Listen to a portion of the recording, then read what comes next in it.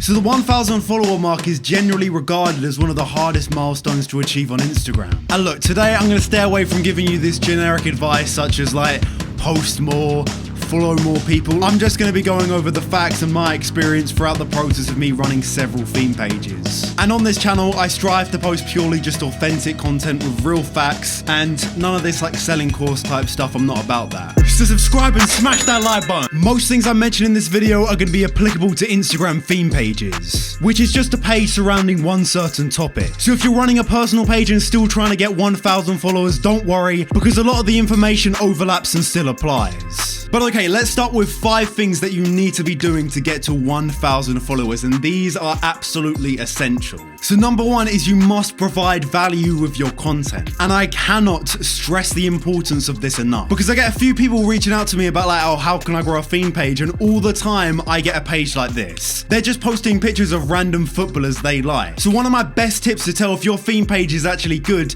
is to look at it from an outsider perspective. So you've just stumbled into your page and you're not emotionally engaged or attached to it. You gotta be brutally honest, but would you follow that page? Because chances are, if it's just a bunch of random footballers not associated to a team, it's probably going to be no. Now, if you're posting pictures, for example, of just one football team, that provides emotional value because you're giving the viewer, the audience, some kind of community. I can't really break this down into one simple sentence or formula that makes sense because providing value through your content is a completely vast subject and you can do it in many different ways such as education, entertainment. As I just said, you can create a community on your Instagram page. There are numerous ways to do it, but just ask yourself the question, what am I actually giving to the people that follow my page? So number 2 is you must stick to one topic or subject. And your topic or your subject has to be specific enough so you can actually target people with decently accurate results. I'm going to be showing you an example of a fan that has reached out to me asking them to give me some feedback on their page. So this is a page that simply just posts facts. Now you see, I don't think the actual topic or subject of facts is particularly a bad one,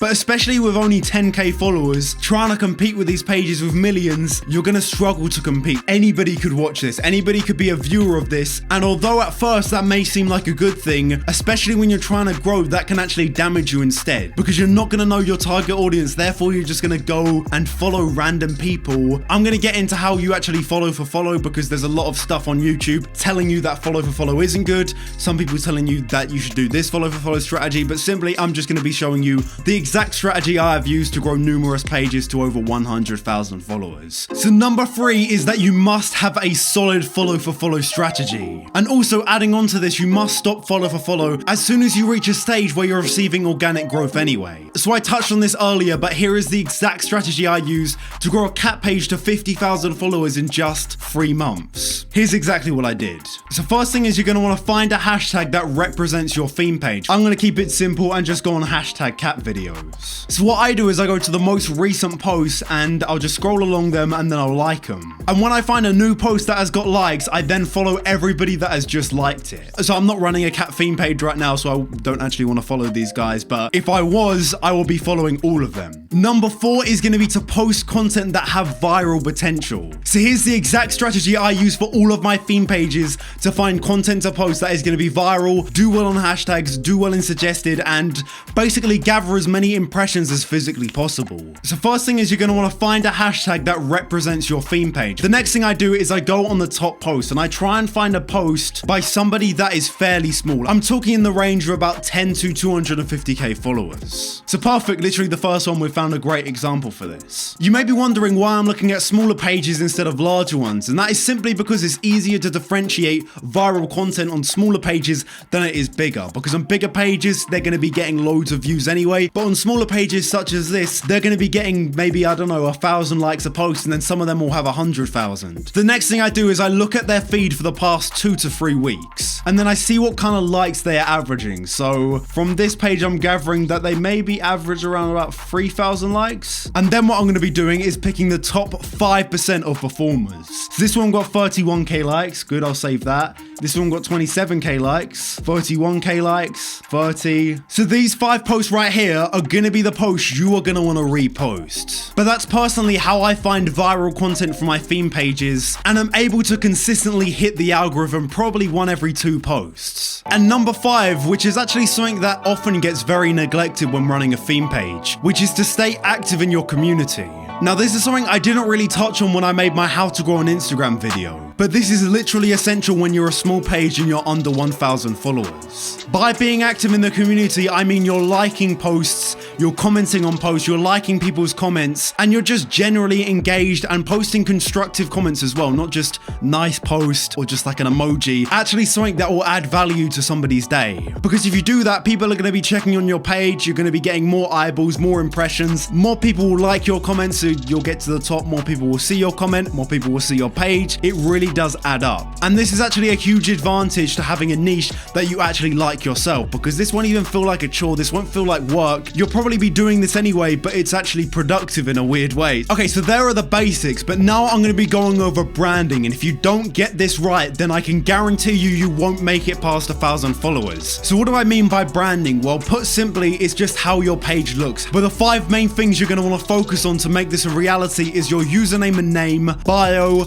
profile picture, your stories and your feed, and finally, although this is a little bit extra, to make your own hashtag. So I'm going to be getting onto all of these individually and the best ways to go about doing them, but let's start with the username and name. So when running a theme page, your username should simply just be one word or just a strand of words. For example, if you're running a makeup page, vibing makeup, daily makeup dose, the daily makeup, all of these are good examples. Often you'll see pages, for example, makeup _ clips _ you. I'm sure you've run into pages like this, but literally it is one of the biggest turn-offs if I'm about to follow a page. It just makes the page look spammy, it makes it look like it's bot created, it just doesn't give off a nice vibe when I'm on that page. The next thing is the name, and this just simply should be as short as possible. 2 words summarizing your page, for example, makeup clips, makeup videos, and if you want to, you can add an emoji, but I'd stay away from putting generic emojis such as like fire emoji, laughing emoji. So in terms of your profile pictures, you can go about it in 2 ways. Either you can just have a picture that represents your page that you can find off Google. For example, for a makeup theme page, I'd maybe just have somebody wearing makeup. The other route you can go down is the logo route, and for this, I would recommend going onto Canva. This is a free logo creation website, and it has saved me so much time. It's got some really clean and aesthetic presets, and I'd definitely check it out if you haven't done already. This is not sponsored by Canva though, I'm just saying this because I've used them in the past, and I want to help you out and tell you the ways I've used. In terms of your bio, you're just going to keep it short and simple. This is one of my pages that I haven't really started to grind on yet, so I'm probably going to be doing that in the coming months. But I think the bio on here is really good, although this is kind of generic, the text. I think the aesthetic is really nice.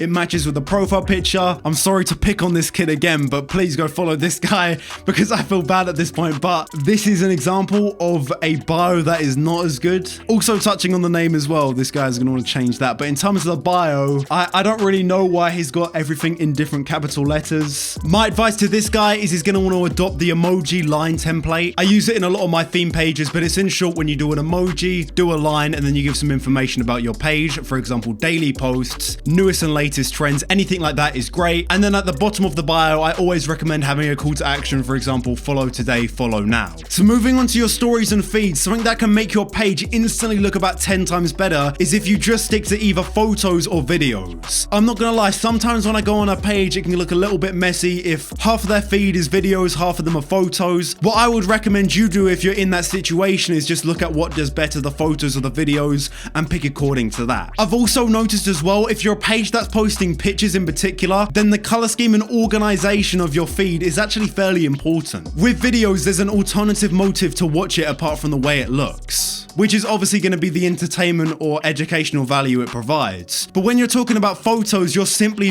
clicking on that photo because it looks good. An example of something I would highly recommend you stay away from if you're posting photos, if half of your photos are taken on phone, half of them are taken on a professional camera, I would definitely switch that up. I'd make sure everything looks uniform. But in short, you're going to want to make your feed and your page look good, especially if you're posting photos. So I'm going to be touching on an extra thing, which is to create your own hashtag. I mentioned this at the start of branding, but this is in short where you create your own hashtag, which is going to be your username. So if I'm called That Makeup Vibe, I would encourage my viewers and my audience to submit their photos and videos videos through that exact hashtag. The benefits to creating your own hashtag is that word or that strand of words is going to become more recognizable. And also a huge advantage if your hashtag comes big is that you're going to be ranking. When people search up that hashtag, your page is going to be coming up. And as a result, you're going to be getting a lot more clicks, a lot more impressions, and a lot more people going on your page. Okay, so for the most part, that's the bulk of the video done, but I'm going to be going over one more thing that if you don't follow, I can guarantee you will not find success. It may sound simple and it may sound obvious, but it's going to be consistency. And look, here is my tips for how I've been able to post every day for over 3 months without taking a single day off. Personally, for me, when I make out like it's a big deal in my head, I'm just going to procrastinate, I'm going to avoid doing it. This should be primarily treated as just a side hustle and you should be doing it in the spare time of your day. Something I highly recommend that you do is instead of looking for new posts every single day, I would literally just spend an hour every 2 weeks just going over new posts that you can repost. Saving all of them to the repost app, and then for the next 2 weeks, you literally just have to go on the app,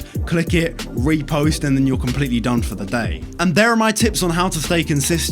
So that just about wraps up this video. I do have to ask though, please could you go down below and leave a like on this video? It really helps me out, and especially because I'm publicizing all of this information for free without selling you a course and charging you hundreds of pounds. I would really appreciate for you to just go down below, leave a like on this video, and possibly subscribe if you're interested in different ways you can make money using social media. If you haven't done already, make sure to check this video out right here, which goes over how you should set up and go about growing an Instagram theme page. I go over the same style of stuff in this video, but in a lot more detail, so I would highly recommend checking it out if you haven't done already.